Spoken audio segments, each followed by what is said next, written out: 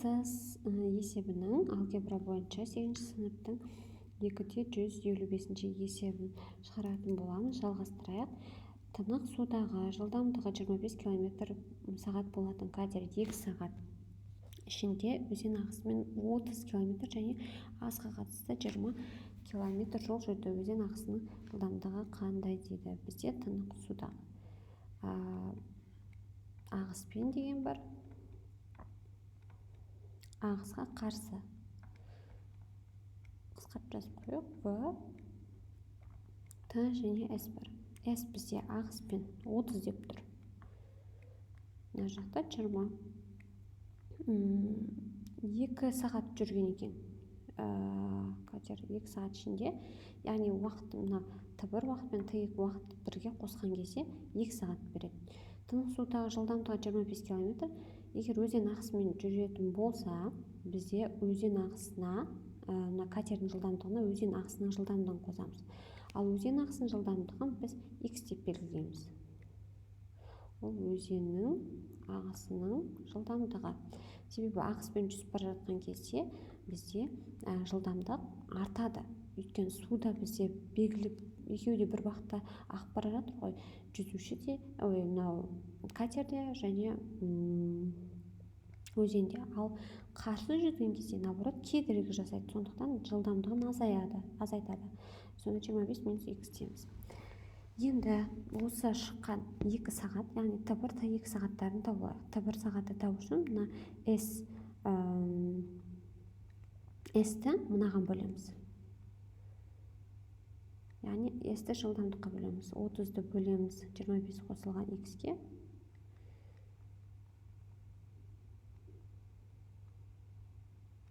Ал енді Т2-ні табу үшін 20-ны бөлеміз 25 минус X-ке. 20 бөлінген 25 минус X. Енді осы Т1 мен Т2-ның қосындысы, мына екеуінің қосындысы бізде 2 сағатты береді деп тұр. Яғни екеуін қосуым керекпін. 30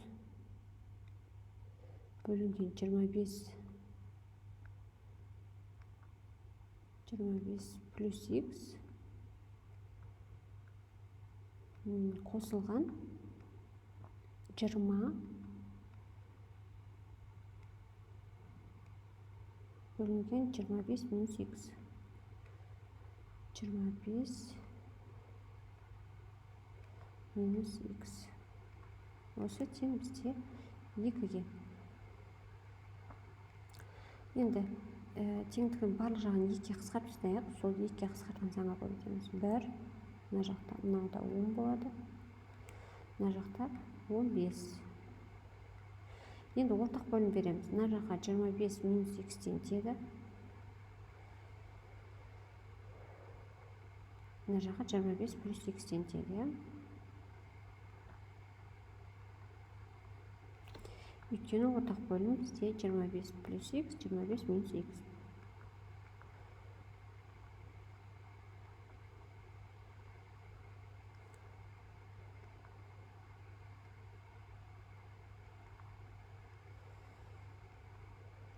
Енді 15-25-ке көбейтем. 15-25-ке көбейте салайық. Бізде калькулятормен тез көбейтейін. 25 көбейтілген 15, 375.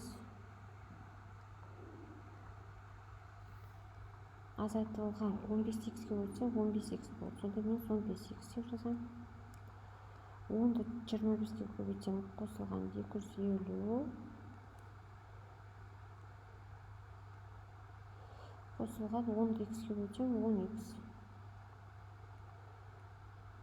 Бұл тең бізде 1-ге. Өйткені 2 қысқарып кетіп 1 болды ғой. Енді мына жақта жоға жағын ақшамдаймыз. 375-ке 250-ді қос дейді. 5, 2, 625. 15x-тен минус 15x қосылған 10x дейді. Минус 5x болып кетеді. Бұл тең бізде мына пропорцияның қасиетін қолданып жатырмыз. Мына екеуінің көбейтіндісі мына астында бір бар деп ойлаймыз. Бірді мыналарға көбейтеміз. Ал мына бізде бірді мыналарға көбейткенде 25 минус 5х болды, ал енді бірді мыналарға көбейтеміз. Бұл 25 плюс 5, 25 плюс х, 25 минус х деген ол қысқаша көбейту формуласы бойынша 25-дің квадраты, яғни 625 азайтылған х-тің квадраты, яғни ол х квадрат деп шығады, иә, қысқаша көбейту формуласы бойынша. Енді біз мынаның барлығын мына бетке жинақтайық. 625-тен азайтамыз 5х-ті, одан азайтамыз 625-ті, оған қосамыз х квадратты. Ол сонда тең 0-ге. Сонда х минус 625 пен 625 қысқарып кетеді, х квадрат минус 5х қалды бізде. Бұл тең 0-ге. Сонда х жақшаның сыртына шығарып жіберсем, х минус 5 жақшаның ішінде болады. Бұл тең 0-ге. Сонда әр көбейткішті 0-ге теңестіреміз. Х тең 0-ге. Және х тең 5-ге. Енді өзеннің ағысының жылдамдығы 0-ге тең боламайды. Мына түбір жарамсыз. Өйткені өзен өзі ағады.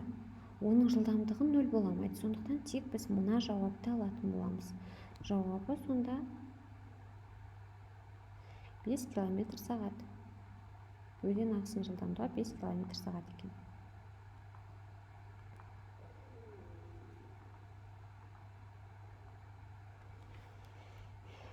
Енді келесі есеп.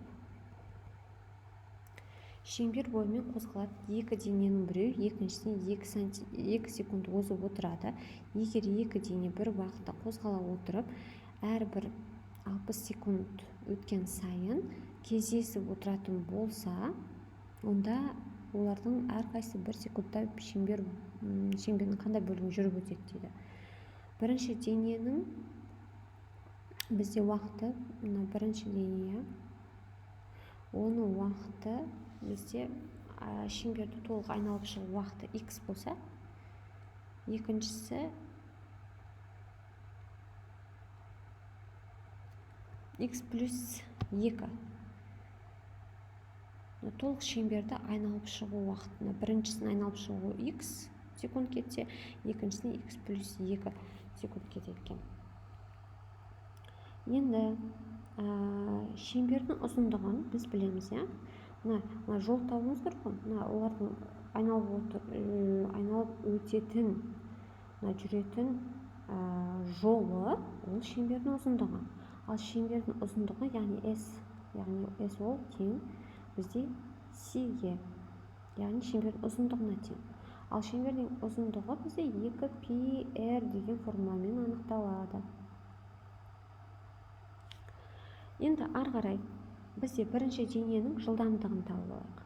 Бірінші дененің жылдамдығы, ол жаңағы S-ті уақытқа бөлеміз. S деп тұрған мынау 2πr-ді бөлеміз уақытқа. Яғни ол x-ке бөлінеді. Ал екіншісінің жылдамдығы, ол жерде де S қой, екеуінің жүріп өтетін жолы бір шеңберді айналып жатыр. Сондықтан да 2πr бөлінген, бұл жерде x плюс 2. Енді әрбір 60 секунд өткен сайын кездесіп отыратын болса деп тұр. Екеу бір нүктеде кездеседі, әрбір 60 секунд сайын. Яғни енді 60 секундта қанша жол жүретінін тауып алайық. Біріншісі 2πr-ді, 2πr, яғни 2πr бөлінген x-ті көбейтеміз 60-ға. Сол кезде жол шықты ма? Енді осыдан азайтып тастаймыз. Екінші дененің жылдамдығы көбейтілген 60 секунд. Яғни ол да 60 секунд жүреді ғой. 60 секунд айналып шығады. 60 секунд сайын кездеседі. осылар кездесуі 2 пер деп жазамыз. Яғни бұл тең 2 перге. Енді барлық жағынан, теңдеудің барлық жағынан 2 перге бөліп тастаймыз. 2 перге бөліп тастасақ, сонда бізде не шығады? Мынаның бәрі қысқарып кетеді, мынау жоқ, мынау жоқ. Сонда x-тен 60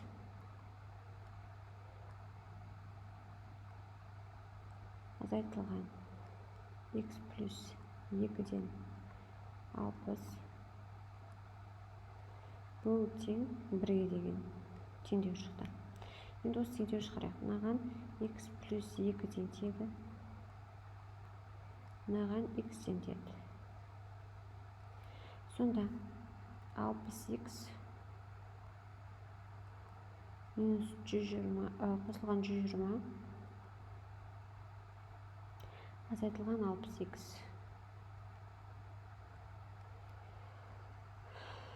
Бұл тең, енді мына екеу ортақ көбейткіш бізде x көбейтілген x плюс 2 ғой, соны 1-ге көбейтеміз. Сонда x квадрат плюс 2x.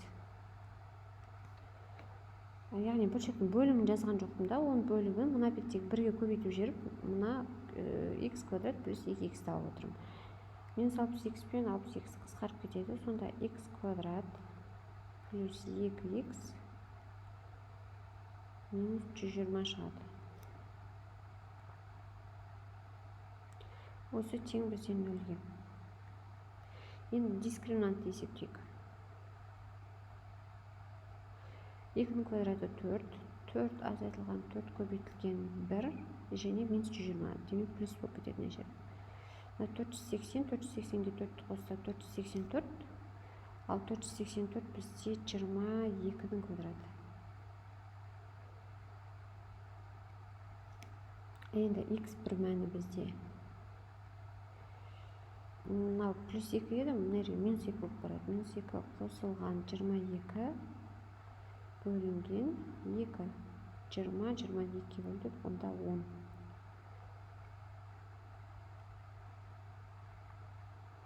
Ал енді x2 мәні минус 2 минус 22 бөлінген 2. Минус 24-ті минус 2 бөлсек, минус 12. Бұл жарамсыз түбір. Себебі бізде мына x деп тұрған ол уақыт қой, мына секунд. Ал уақыт бізде минус санға тең боламайды. Бұл жарамсыз. Сондықтан тек қана бір ғана жауапты аламыз. Сонда мына 10 деген жауапты аламыз. Бұл жерде сонда мынау x-міз мына жерде бірінші дейіне 10 секунд. Уақыты екінші дейіне 10 қосылған 2, 12 секунд. Бұл барлық мына шеңбердің бөлігін толық айналып шыққанға кетеді. 10 секундта айналып шығады екен.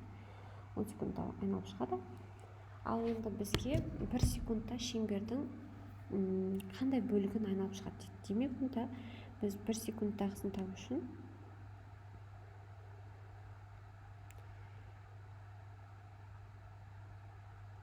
секундта онда ол шеңбердің 10-нан 1 бөлігін айналып шығады.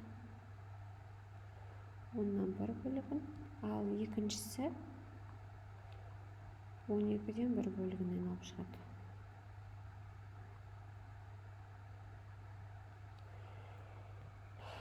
Болды, сонымен бізде есебіміз аяқталды.